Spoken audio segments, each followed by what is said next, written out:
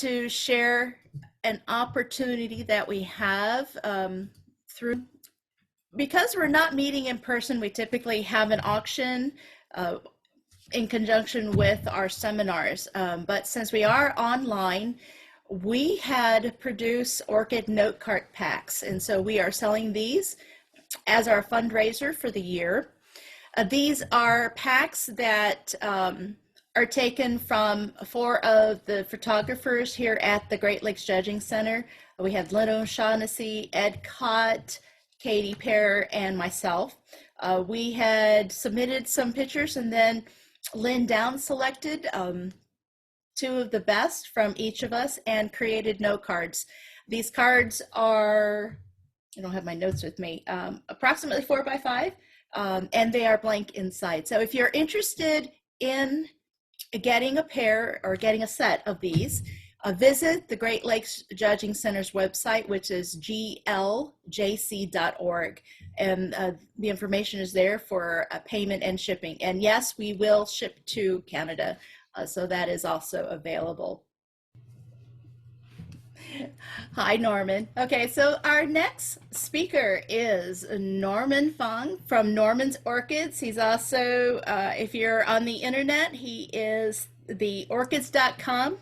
That is what represents the nursery. So anyway, he is the owner of Norman's Orchids, and he's based in Mount Clair, California. His nursery is family owned and operated since 1986. So Norman's Orchids has participated in numerous orchid shows throughout North America and has received trophies, medals, and accolades for their displays and flowers. Now, Norman has done extensive breeding in Phalaenopsis and novelty phales as well. I personally am a big fan of his, but he is also a AOS judge as well. So he can speak from the breeder side as well as from being an AOS judge. So thank you, Norman, for joining us. I appreciate you participating today. I'm in the greenhouse, so is that, I hope it's not too much noisy for you guys. Everything okay? Hello? I think So far, we're so all good. muted. It sounds good to me. Okay, good. Okay, thank you for the invitation and happy Father's Day, everybody.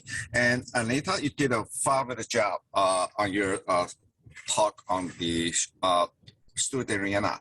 And I'd like to share this program I initially set I designed it for the Orchid Digest Speakers Day and back in 2018, but I have since added a lot of this new color form. In fact, I just flowered one of the new intermediate Oreo, which is the white with yellow lip. Unfortunately, I don't have enough time to put it in this slide yet. But anyway, I want to share with you and to thank for the, many of you might have known Mr. Ernest Hannington. Ernest is one of my many orchid mentor. He is the president and of the store orchid. Store Orchid at California, and this program was in an honor of him. And Ernest is in this picture here, and Ernest is, this is why you grow orchid. He lived to I think 100 years old, and he's not with us anymore, but his spirit and his influence in the orchid community is just go on. He also credited doing a lot of created the miniature Cymbidium, for example. And I'd like to share with you is this new color form of the Phalaenopsis species. And I'm going to show you some of the key species in hybridizing and the species color form. And that's also the potential for this new color form coming up here. And this is the list of what we're going to talk about today. We've got quite a few, so I'm going to go on. And this is a picture of this lady, is a good friend of mine. So she is actually the vice judging chair of the Taiwan International Orchid Society. We do not get the joy that what she appear in this picture is able to import new species from Asia, especially some of the novelty. And there is new trend now, and I think many of you in this audience are able judges. And all I say is, I've been looking through Anita's program earlier. It's almost like a review of my judging career and orchid career in front of 80. I know all this hybrid. In fact, she has shown a couple of the, like for the Mato, Ontario, that's one of my award. That the image actually a lot yellower because that was a reproduction from the color slide. But there is this new color form is going to be in the explosion of the breeding, and it's going to come to your judging table in very near future. How we get this new color form? Well, guess what? There's good news and bad news. There's lots of this because the pressure of getting like oil palm or Durance exotic fruits. So they've been going through, especially in Malaysia and Indonesia, they've been cutting down a lot of virgin jungle. And so to clear the land for plantation. So that's why we're getting all these new species coming in. And also new interest in breeding. And for me, in particular in the United States, I am looking at the conservation aspect of it. And myself, for example, we have, every time I have a new species color form, I contribute and I donate it to the Huntington Botanic Garden, which is only about 30 minutes from here. So if you ever visit Huntington Botanic Garden, Brandon Tam, who's a curator for the orchid collection, he have mounted a lot of species, including Sturdivariana earlier, in the conservatory on the tree. So that would be enjoyable for people to see. And another color form, new color form we're going to see is also mutation form. And this is in particular, it just happened. You cannot control mutation. This occur in the tissue culture. I'm going to start with A, and even though this is more for the basic white, Amabilis is the foundation of all the Phalaenopsis. In fact, in the 60s and 70s in California, they were inbred to get bigger flower for cut flower. So, in fact, this one here is not in. To me, horticulture speaking, I still consider this as Amabilis, but this now has been reclassified into Aphrodites variety Formosana. But most of the big flower type, the standard white, is of the Philippine strain, the Guineflora form. But there are a lot of different strains. In particular, there are some breeding with white with yellow lip. So you can always count on those are the ones from the Borneo form. Aphrodites, in general, Aphrodite is, this picture is the Formosana form from Taiwan. This is actually my first Phalaenopsis. I was growing up in Taiwan, and I come to the United States back in the late 80, early 80, and Aphrodite is Formosana, and this is the Philippine strain. This is the true Formosana strain. Okay, there are as many Phalaenopsis that have been produced or exported from island of Taiwan. There's actually only 2 species in native of Taiwan, and this is one of it. And I still, how can you tell it's a true Aphrodite variety Formosana? Look at the lip and also the leaf. In general, you can the Philippine strain of Aphrodite usually are darker in leaf versus the Guineflora form. And where this come from, in Pindong area, this is the island is on the east side of the island. And this is the only species that I know of on the Alphadetis is cold tolerance, because where they come from, there is no wild strain of it in the very conservative, in the very protected area. This area is where the hurricane or typhoon hit Taiwan. As an island, they need typhoon in the summer, so otherwise for catchment for the water. In the wintertime, they have monsoon. In the wintertime, they can go down to as low as 50 Fahrenheit or down sometimes down to 45 in a short period of time. So if you're interested in breeding, I particularly I always use this strain for multiflora. In fact, there are some form of earlier mentioned by Anita is Cassandra.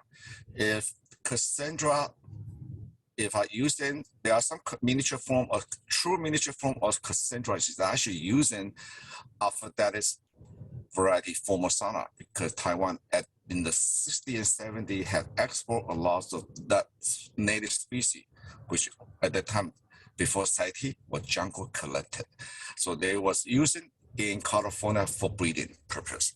And Bonina, this is kind of confusion, but Bonina in the old days, in the 80s, this is what we used to call Violaceae.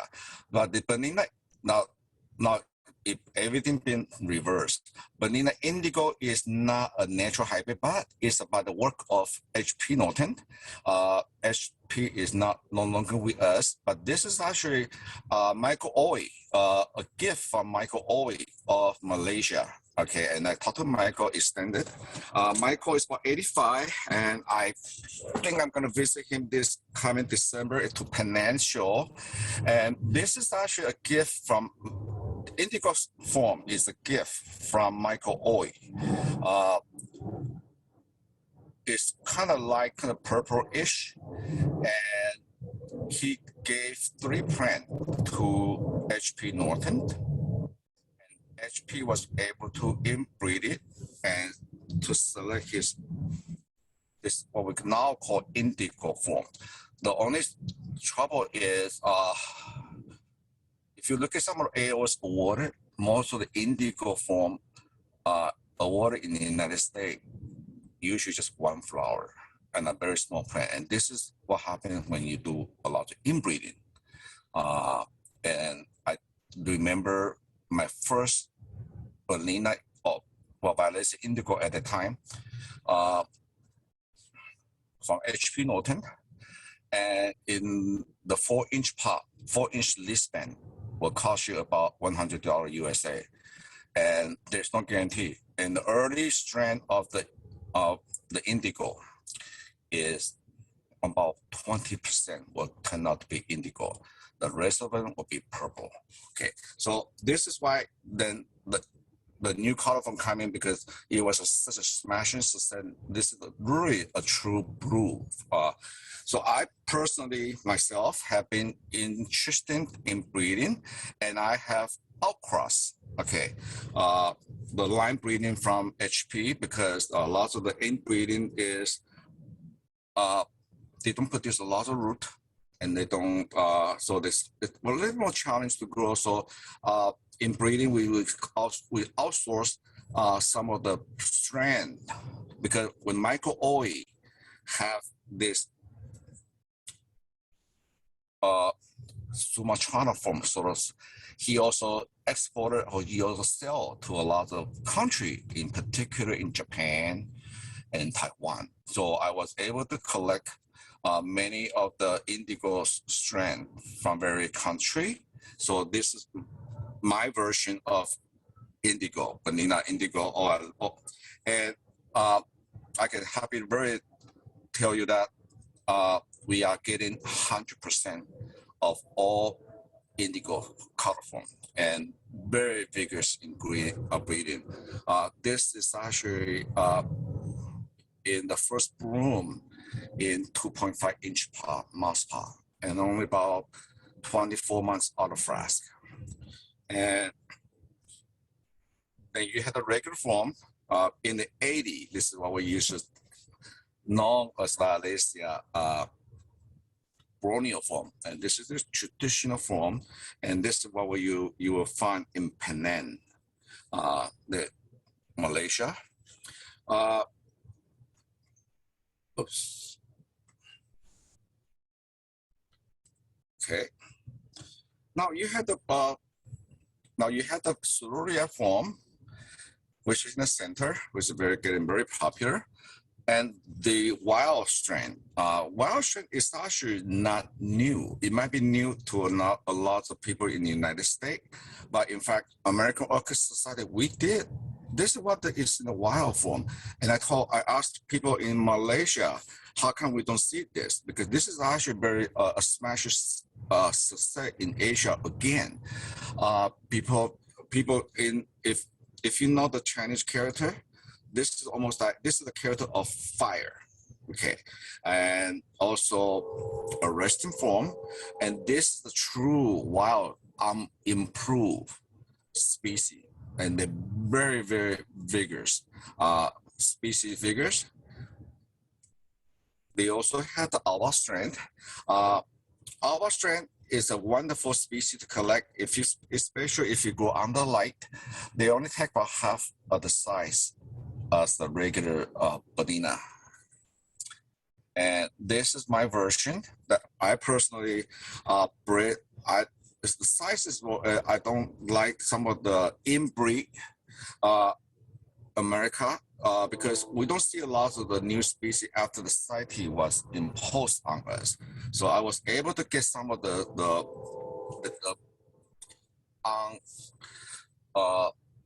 improved strength of the Banana from Malaysia pollen. So this is much more user friendly. This is my hand. I have a small hand. This Banana can be flowered in 3-inch pot with a leaf span only about less than 20 centimeter. Okay. So this is what the wild strand. This is actually the only awarded picture of the Banana Mototonia form, and this is actually awarded in 1977 in Dallas, Texas. This one have an AM, but we don't see this anymore because that's what happened when the society imposed. So anything that most of the species in United States, in North America, are actually a lot of the inbreeding. So I started a project about 15 years ago, started to reintroduce some of the wild strain. And because I do go to Asia a lot, I'm actually judging chair for when we had the Taiwan International Show, I took the American Orchid Society judges there. We done it for over 12 years. I make a lot of friends, and so they all can share some of the either pollen or put it in the bottle for me. This is the Mototoria form, the wild form, and it's tremendous. A beautiful central vertical brushing, and I've been using this. In fact, this one is actually in flower in a nursery right now. The season is always earlier than the traditional Banana form, and it's amazing when you flower. I must have about 500 breeding in flower right now, that you can able to see a cross section of diversity of the seeding population, and they start getting lots of this beautiful piggy of green coming up here. This is actually different color, shape, or form. This is actually from tissue culture. We don't know. We have self-it. We don't know if it's stable, but it will be interesting to see if it's stable. Banana Sururia form. It's a wonderful, wonderful form. You will see a lot of this. In fact, I think there's a FCC cerulean form now. And then always grow the Bernina if you have space. Or this is a good example of Bernina alba. This is only in a 4-inch pot, and they can rebloom from the old spike. You don't have to cut them off, and they can really very rewarding for the limited space, especially now this day with the new LED light. There's a big population of people grow under light, for example, and this is the perfect orchid for under light, and not let alone the fragrance. Phalaenopsis, another favorite of mine. It is in flower right now. They always late bloomer. They're from Indonesia. Miniature. This is the regular form. Beautiful variegated leaf. And I used to envy with this picture given to me, the new yellow form. And I'm happy to report that I recently, I think last week, I flowered 2 of the yellow form. Okay, so now my next project is to do a sibling of the 2 yellow form of the Phalaenopsis.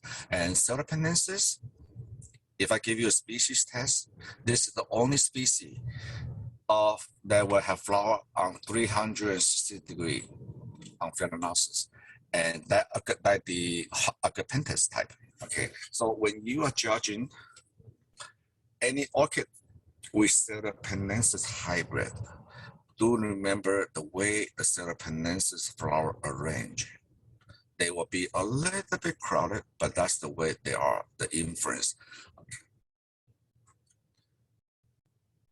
Connoisseur, the old usual connoisseur is the yellow form, and of course we have now the red form, and red form is actually very, very heat tolerant. They're from Thailand, south of Bangkok, and I can even grow this outdoor in Southern California with 100 degrees.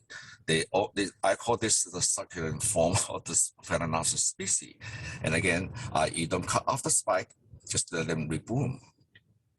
Okay, and this is also very influenced. There is a primary hybrid called Valentina, but we have remake this several times of the red form with let's say indigo, and they all turn out to be reddish color, and it's just tremendous grower. Next one is Equestris. And Equestris here, this is actually very rarely seen. This is actually the second species native to Taiwan. This is the Formosa form. Sorry, I mistyping here. This is actually an island off the main island of Taiwan called Formosa Island, the Orchid Island. This is believed to a pollen or the seed travel from Philippines, got carried to the Orchid Island by typhoon, and then developed over the years, develop a particular strain of the Formosa strain. Formosa strain is very, very colorful. It's open in shape. This species now is distinct, and but fortunately there is a botanic garden in South Taiwan. They have through tissue culture have going through the embryo rescue. They are actually trying to reestablish this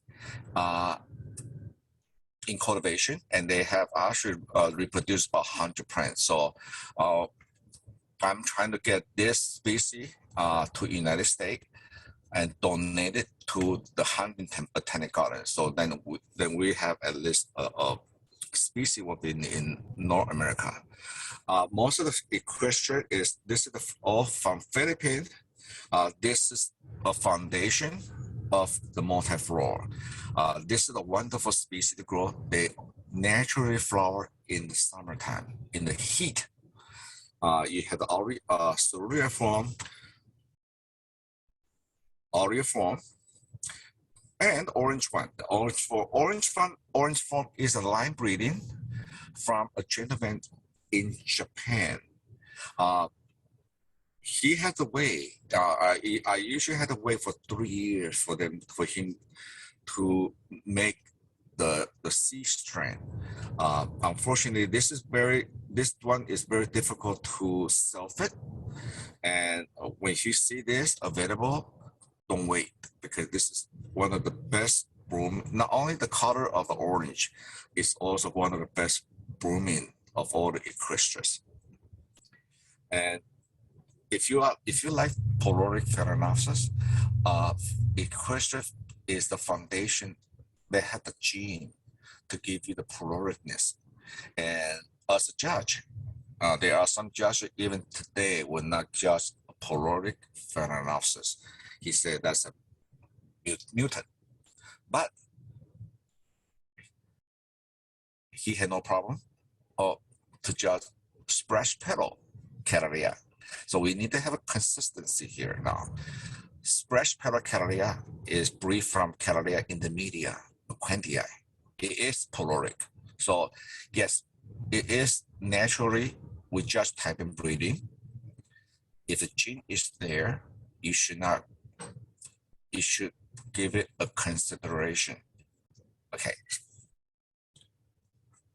And equistras, this is Rosia form. This is all become a line breeding of what we call this tetraploid form. And this is done mostly by the orchid zone, orchid zone in California, by the gentleman Terry Root. But for most of the Terry equestria that Terry used to make some of the hybrid from miniature from Phalaenopsis, like Gladys Rose, they're all from this strand. There is a drawback. If you're interested in breeding, they do not have good root system. Again, this is the trouble with a lot of line breeding. The focus is on the flower to please the judges. A lot of time they forget about what about the species vigors. Okay, all right. This is part of one of the a water one in Taiwan. This is one of the part of the best brew cerurea form. Not only the lip is cerurea, the little sepal which recur is hard to see this time. They actually also brew. Okay, this is the true counted 4N.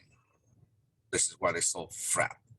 Okay, but they also have the bad problem, bad issue of the bad root system. That's why a lot of the time there's the one clone always been circulated from Taiwan. It's called Brother #1. It's a beautiful one, but if you have this tetraploid strain of the equistras, maybe mounted rather than stay in the pot, because you're going to lose a root in about 2 to 3 years, but they do better as a mounted. Okay, and this is a wonderful example of natural polaric of the Oreo form. Okay, unfortunately, this one you don't see them in breeding because it actually do not have any endocap. Unlike this, you have endocap here, and inside you have 2 pollen. This particular here just do not even have enter or column here. So this this type of polaric, you have to do it by tissue culture or stem prop. Phalaenopsis gigantea. This is an interesting subject, and if you listen to my talk before on the development of the Harlequin Phalaenopsis, the Harlequin spotting is from the Phalaenopsis species called gigantea. This is a picture at Jumbo Orchid in Taiwan. Ms. Chen has devoted his passion for gigantea, and this all original Jumbo collected, before CITE to Taiwan. And this is some of gigantea also have sequential flowering habit. So you don't cut out the spike, just let it go on. Fortunately, they only get big in the jungle of Indonesia. There are 2 main forms of the gigantea, Sumatrana form and the Samba form. And if you like my mentor, Narita Hasagawa of the Pet Fanatic, everybody, when you buy seeding, they all prefer the Samba form, which is beautiful, compact leaf, and rounded in shape. They don't, this is usually overlooked. But guess what? The one with a nice and round leaf is actually the one that will give you the lighter color form. The one with a long, narrow leaf is actually the best color strength here. Okay, so this is why sometimes label is very important. If you enter print for judging, if you know the color form or if you know where the species come from, put it down there because that will affect the judgment for the judges. There's nothing wrong with this here. You cannot say everything Gigantea had to be this dark color form. They do have their own breeding potential and the merit. This is and this is just a perspective to let you know what it looks like. In fact, if you ever get rain on in jungle of Indonesia, you can actually use a leaf to hide underneath for the monsoon. Gigantea there's a renewal interest in Phalaenopsis gigantea in North America. Luckily, they do not need to grow into the really big because in Indonesia, they have warm day and warm night. And they don't flower every year in the jungle, by the way, because the only time they will have flower is when they have a typhoon or monsoon that will bring down the rain and also cool off the temperature at night. So in this, I found this one here myself, okay, and this is in only 3-inch pot with a leaf span less than 25 centimeter. Of course, on the first one, they gave me only 3-4 flowers, but it's enough to let you to show that don't let the name Gigantea scare you. Okay, fortunately, Gigantea is a recessive inbreeding as far as the plant habit is concerned. The color spot and the spotting is dominant in breeding. This is why a lot of the best novelty Phalaenopsis, yellow or red, all have Gigantea in the background. And even today, there are more people there's still a lot of people in Taiwan, Thailand, still line breeding the Gigantea. Look at this color form. This is a very, very nice form in Taiwan. Now, the story of the alba form coming in. Now we know this alba form. It was quite a sensation. This is actually a brushing from the sky. You know, who wouldn't know that you actually have an alba form? And this is a perfect example. This is about 6 to 8 years ago. One of my friends, Miss Chai, he got a call from his friend in the middle of the night, and from Indonesia. He's in the lumber industry.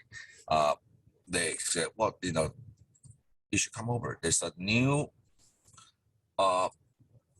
plantation been built, and they cut down about several thousand acres of the virgin jungle for durian protection, durian exotic fruit production, and you should come over, And so he did, and then by that time, everybody is all picking up the Gigantea, the big leaf type, even including local people from Thailand, but he noticed, he got a very good eye. He notices something unusual. One plant here.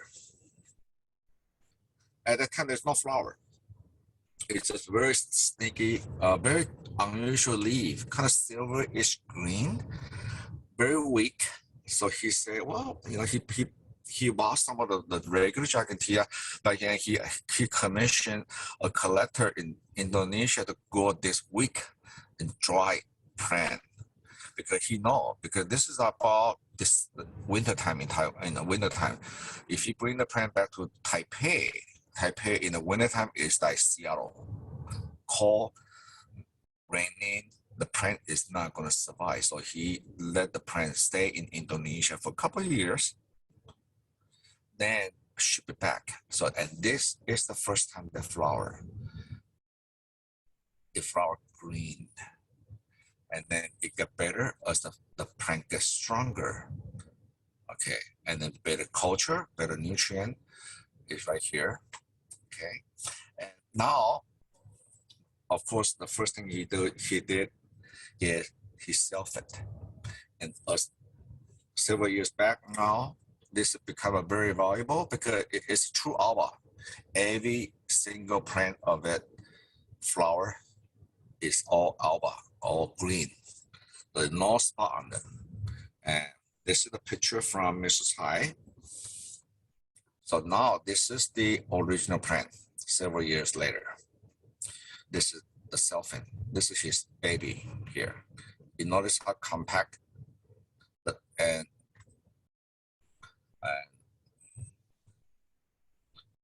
this is another selfing of it. This is the original plant. They come in a seapot carry. I was able to import the first Gigantea alba, and I just love the leaf. The leaf is very silver jade green.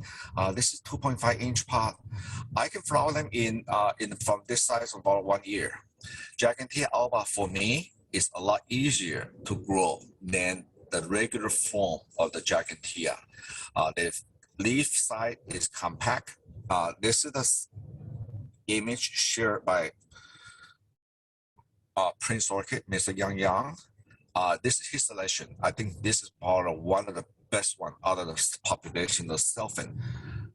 Tremendous vigor. This plant is only about 5 years, or less than 5 years old. Look how many spikes in it. And not only that, the flower, the fresh at the same time. Okay, so expect to see a lot of Gigantea alba hybrid. Depend on the combination. Sometimes the alba, the green, will be resistant in breeding, but this can be contribute to the size of the leaf on the primary hybrid. Okay, and so there's been a lot of remake of Gigantea hybrid using the alba strain. So to put this into consideration, this is where they come from. Javanica, one of my favorite miniature species. This is what we saw in the 80s. Okay, I used to go to store orchid a lot because I live about 10 minutes from the nursery, and Joanne Brown, the Phalaenopsis hybridizer, make a beautiful hybrid Javanica by Equestris. And in a 3-inch pot, they will have 4 or 5 spikes on them. And now you're gonna see explosion of this new color form coming in. So there are a lot of work being done using Javanica as a parent using this new color form. Look at the yellow one here. Beautiful brood cerulean coming through, even the alba one. This Javanica is a very important species to create what I call micro mini Phalaenopsis. Okay. Caporensis. This is I think this is going to be an interesting species. It was believed to be a natural hybrid of Gigantea and Emboliensis, but it was there is no Emboliensis in Indonesia. Remember now, Indonesia is composed of thousands of islands in Southeast Asia. So I think this have a lot of potential in breeding. I seen jungle collected plant for sale at Tamiyama show. Please do not buy it because the most likely is the plant is going to die. Do buy, if you want to buy seeding, buy the nursery artificial propagated seeding, because when you read the plant from the jungle, they all their life they're used to the tropical steaming Indonesia island. they're going to have a hard time to adjust to whatever your growing environment is. Okay, so luckily this one here have been artificially propagated sulfate is seeding and is available in Taiwan, and that is the strength. I would buy seeding, and we will introduce this into North America. And I think the potential for this breeding is, is if you go civilian, there's a big sensation. Everybody like the pendulum civilian. This have a lot of potential for what we call the pendulum Phalaenopsis breeding. And the flower habit is incredible, because if you look at the Eborians, they don't give you a lot of flower, but this can be a very changing game changer for a lot of the green or spotted breeding. Okay, Lindeniae, another charming Indonesian species, and again, it's a summer bloomer. Beautiful variegated leaf. The lip, the candy stripe. This is where the candy stripe or semi-alba also come from. The Lindenia is the credit for today's candy stripe Phalaenopsis, and this is a power in another very rarely seen a beautiful color form, bright color. So if you have the Lindenia is seen available, just get it, because if they are from sea, they're gonna see a very good variation. Recently I got some sea strain from Indonesia, and I was surprised because these are not your inbreed strain. They are flowering.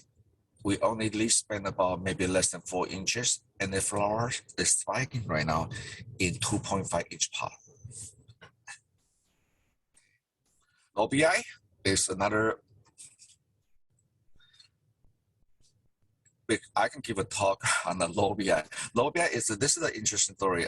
Initially, there's 2 regions of the Lobii where they come from Nepal, which is the foothill country, a foothill or Himalaya.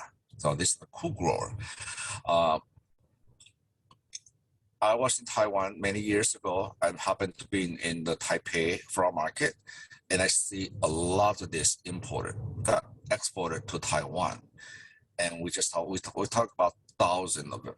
Yes, there were 1,000 of it. And I say, oh, this is interesting. And a couple of years later, I went back and I said, hey, I would talk to the vendor. I said, what happened to all the Lobii?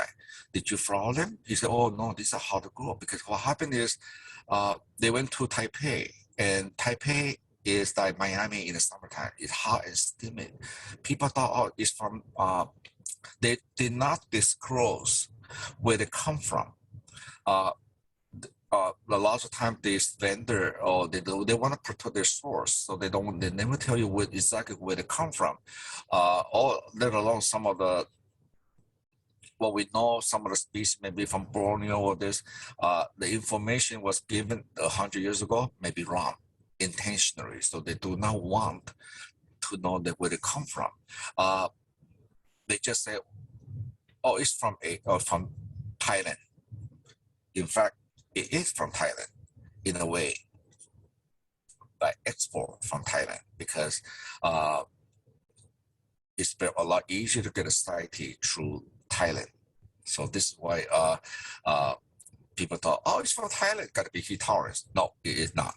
Lobii, as we know today, especially the brown color form here, the main one here, they're from Nepal. And these are cool grower, great, not good for Houston, but great for Michigan. But this is the species best to grow the mountain.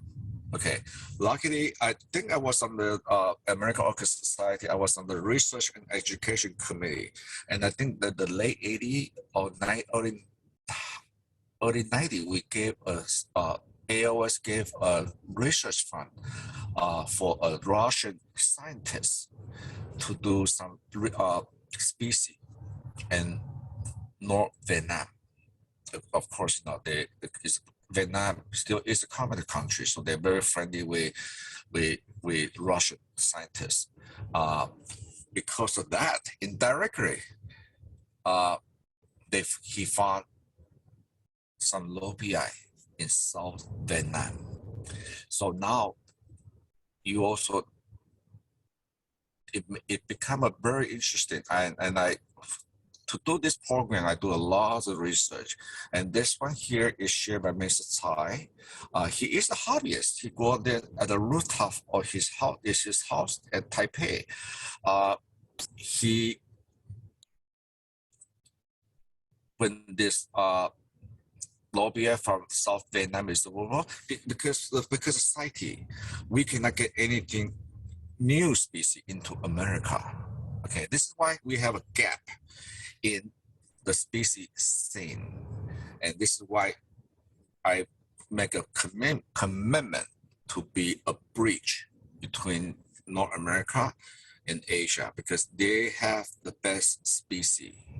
A lot of the new species coming from the jungle still in Asia, and luckily there's a nice very and group of conservationists, and also the botanic garden in Taiwan, which I also part of our advisor for them in South Taiwan. They want to preserve the species, because a lot of time what happened in Indonesia and South Malaysia, they do not have access to a good tissue culture laboratory. Okay, this is why if you look at my bio, I'm actually have three. I went to three schools. I know I always want to do orchid nursery. I spent 3 years in Dr. Michigan student at UC Riverside.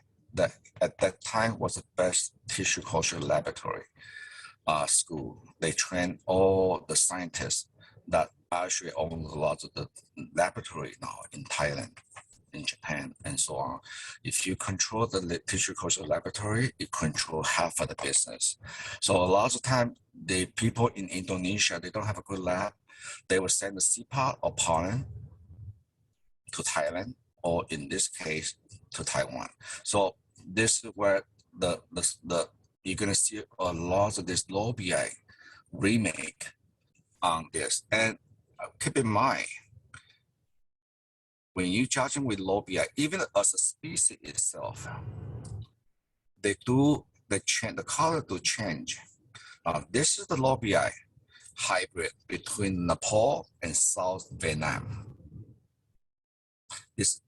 We see this a lot. I see this a lot at species of the different island, because this is the Nepal strain who grower cross with the South Vietnam, the warm grower. Surprise! Look at all this new color from coming in. Imagine some of the remake they've been doing in Asia or in Taiwan or in Japan with this new color form, and they would never sell you the lobia in flask. You know why? Because like this picture, for example, it is 6 months out of flask, and they are blooming already. 6 months out of flask. So that means the breeder can see the result really fast. Every 6 months out of flask, they can see the seeding of the lobia. So they are able to collect all this color form. Okay. And what happens when you have lobia coming to your table? If the picture coming to this, like to your table, do not squint it. That's the way they are. They're gonna flower. If a pink flower, they're gonna be open white first. The flower become the age to pink. Okay, that's the way they are. So they're not even faded. So you have to know your species. And okay, and this is provided by Mrs. Tsai. This is part his best form. The species itself will naturally reverse. Okay, not That's the way God made them.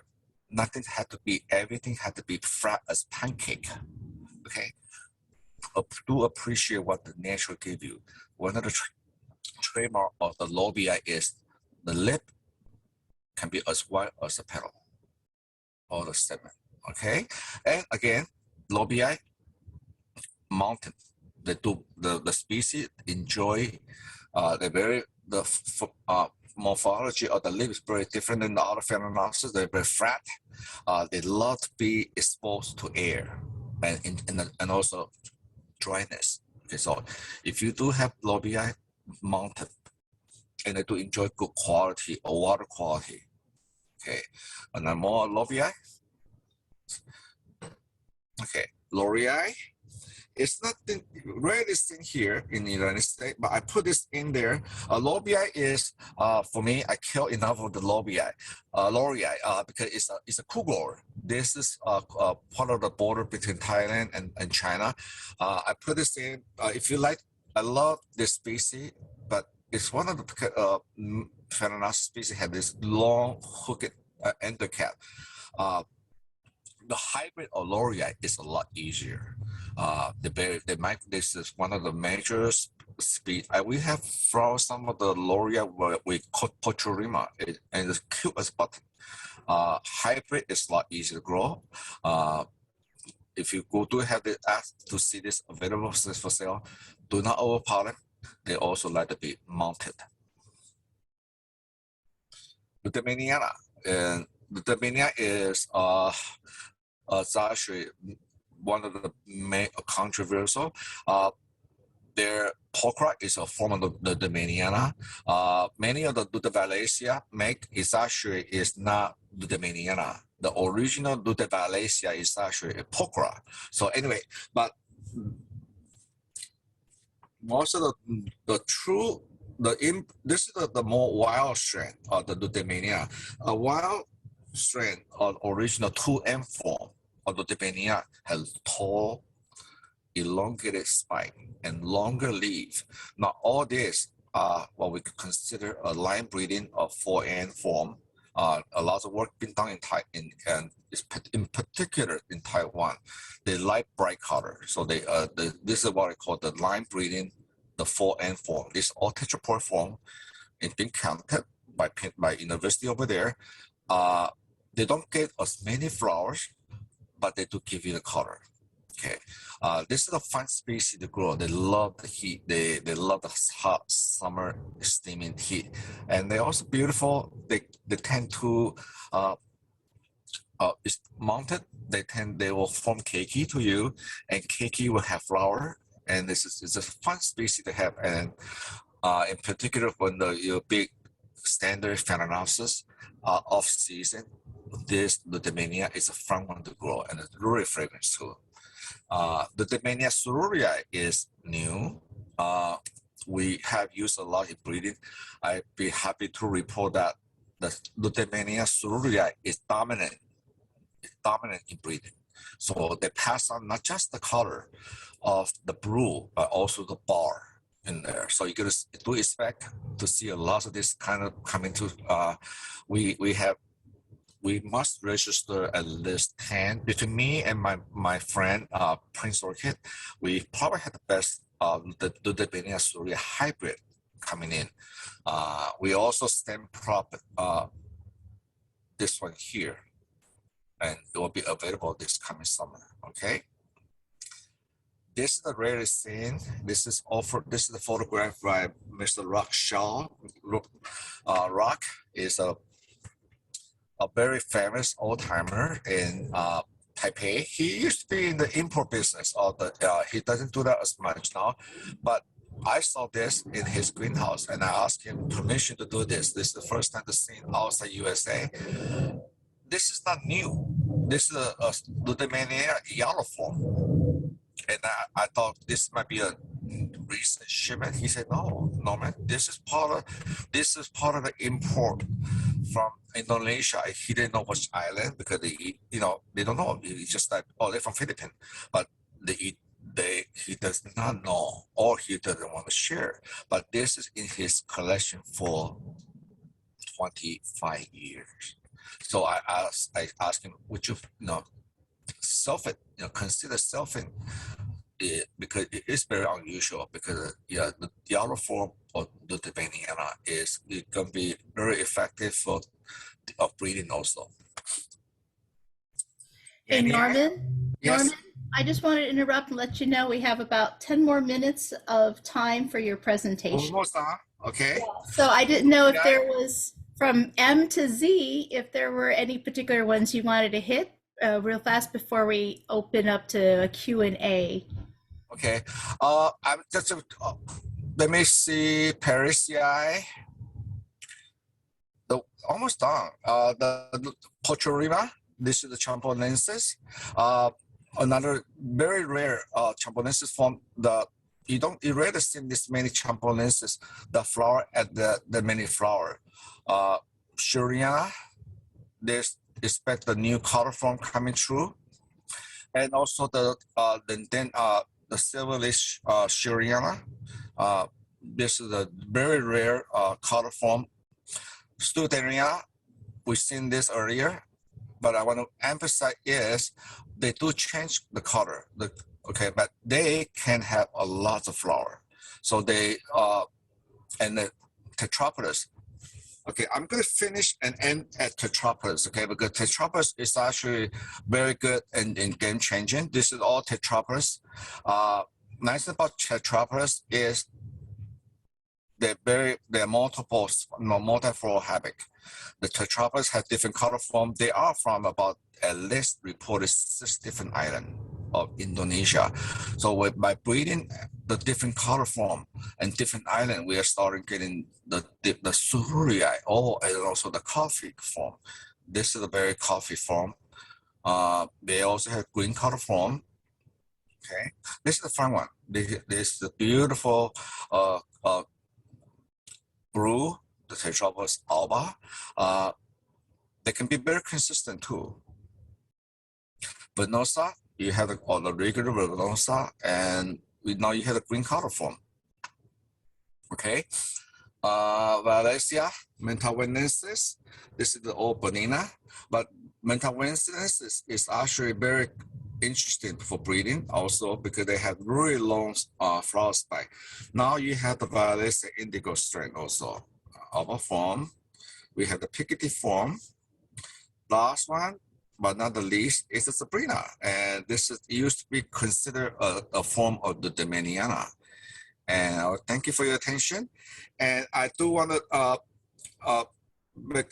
let you know that we do have a new nonprofit organization called Phalaenopsis that we raise fund for scholarship for horticulture students, and we just completed a $50,000 endowment. So I will have the administrator to send you the link to the Phalaenopsis. Please join us, and we do have a symposium. We just finished one, but we do have a member benefit. We do have a symposium coming, Zoom presentation coming out this summer. That will be all. I will be entertained for any question you have. Okay, thank you. Sorry to rush you at the end there, Norman. Okay. Okay, Dave, there are quite a few questions coming from Cesar. Cesar has a number of questions here, so I'm going to summarize here. First of all, this is the easier one. You had noted that you had the opportunity to meet Phalaenopsis breeders in Malaysia or Indonesia, was it? Mm-hmm. Or both? Well, Singapore. Okay. Okay, the first question is the shingling inflorescence shown on the Taiwan version of Aphrodite, is it different? Wait a minute. The shingling showing on the Taiwan species of Aphrodite is a difference with the Philippinensis? Different. The Philippinensis, first of all, Phalaenopsis philippinensis, first of all, is very good at leaf. Okay. The leaf pattern is different. And the Philippinensis itself, the flower is a bigger flower than whenever we say about species now, there is a lot of the Aphrodites or Aphrodites variety formosana on the market.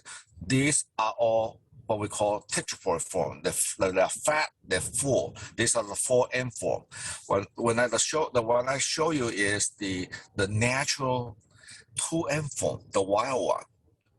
Okay, so this is why you the one picture I show you is actually very green leaf, and the 2N form, they do have branching habit, tremendous branching habit. Phalaenopsis itself as a species do not branch. Okay, is that answer your question? Yes, that's good. Okay. Now, because I had to wait to the end, I might need a clarification, but Cesar also wants to know how many days would you guess is the viability of the pollinia? Unfortunately, it came after his question on the Aphrodite, but I don't know. He didn't name a particular species. So Usually the pollen, how long the pollen can be stored? well, I think, yes. Well, generally speaking, we store the pollen. First of all, it's best to use fresh, but there are some that is off season. I would say a year, but you do want to put some silicone, to take up moisture, and also put tape around the. I usually put it in the jar, so take out the moisture. The longer they take out the moisture, otherwise sometimes it might get mold on the pollen cap. Right. So that would be as opposed to like refrigeration or freezing. Yes. Not freezing. Do not freeze. Just refrigeration. Okay. Okay, thanks. Okay, next question also from Cesar. He was making a comment. I think this was in result of your comments about be careful about where you're buying these. And his comment was, in order to contribute to orchid conservation, we must constrain purchasing wild collected orchids in that way. And I think that just reinforces your original comment about yes. And we want cultivated orchids. Yeah. Well, I cannot speak for everybody in the business. I'm switching hand as a commercial grower. Okay. Yeah. I seen in the 70s and early 80s. I seen before the city. There's a nursery in Irvine, and I seen thousands. We're talking about thousands of colossum was imported. We talk about thousands of it. Half of them would be dead on his bench. It's incredible. I wish do not like to see that happen, but unfortunately, I still see that happen in United States, in particular in Florida. We're talking about Tamiami show. We're talking about redland. Okay. These are currently jungle collected plant, but they just sit in. Well, not just in Asia, South America too. They put it on the bench. Maybe 6 months later, put a new leaf, and they call itself cultivated. Okay, it's a dirty business. I don't want to get into that, but there's they can do whatever they want to do. But as a company, it's my responsibility. This is why I go to study tissue culture, because you have plant are younger, their physiology are more fast. They are juveniles. They're fresh. They're young from seed versus you taking an adult plant specimen out of jungle, and they will have a hard time to adjust to our temperature here, let alone so many different growing environment here. So anyway, the message always trying to say, buy nursery produced seeding of any species. Or at least inquire or ask, right, from who you're buying it from. We only have time. I'm squeezing this in, and Mei Ling is yelling at me, but here's a good question. My Phalaenopsis alba is not growing well. It's currently in partial shade. It's got air movement. It's in bark and perlite.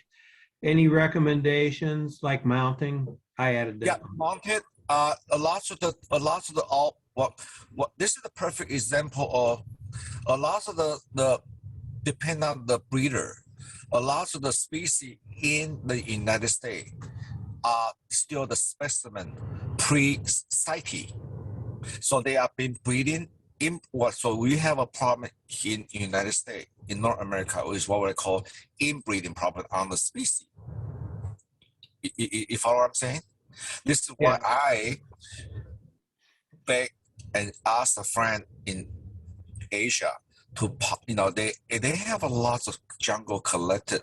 They're hobbyists in Indonesia, in Malaysia. They want to conserve their own species. So I will ask them to share pollen with me. Sometimes even the plant sent to my greenhouse in Taiwan, and then we will send back the flask because they might not have access to good laboratory, tissue culture laboratory. I do have a laboratory that I helped establish in Taiwan that we use my own media. We don't overproduce. We do not put hormone in. There are some lab in Taiwan, in Thailand, that will actually put hormone to speed it up. So that's why sometimes you see this brassia before. I call it orchid on steroid. Yeah. Brassia rex becomes so big, as big Well, as a million. thank you.